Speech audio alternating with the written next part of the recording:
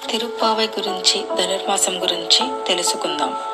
ఈరోజు ధనుస్సు రాశిలో సూర్యుడు ప్రవేశించినాడు.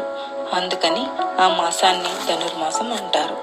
జనవరిలో మరలా మకరంలో సూర్యుడు ప్రవేశిస్తాడు. అంతదాకా ఈ మాసంలో ఒక వ్రతం చేస్తాం. ఆ వ్రతాన్ని గూర్చి తెలుసుకుందాం. ఒకనాడు రేపల్లెలో గోపికలు కృష్ణుని తమ భర్తగా పొందాలని కోరి కాత్యాయని వ్రతం చేశారు. అదే వ్రతాన్ని తరువాతి యుగంలో ఆండాల్ అనే ఆమె శ్రీవిల్లిపుత్తూరులో తాను రంగనాథుని భర్తగా కోరి చేసినది. ఆ వ్రతమే ఈ ధనుర్మాస వ్రతం. ఈనాడు శ్రీకృష్ణుడు లేడు కదా, పొందటమెట్లా అంటే శ్రీకృష్ణుడు ఏనాడు లేకపోలేదు, ఉన్నాడు. భావన ఉంటే ఒక మూర్తిలో నుండి దర్శనమిస్తాడని ఆమె విశ్వాసం. అందుచేత శ్రీ రంగనాథుడు అర్చామూర్తిగా ఉండి ఆరాధించే వారికి అనువుగా తనను మార్చుకొని తాను అందుతాడనే విశ్వాసంతో ఆమె ఈ వ్రతాన్ని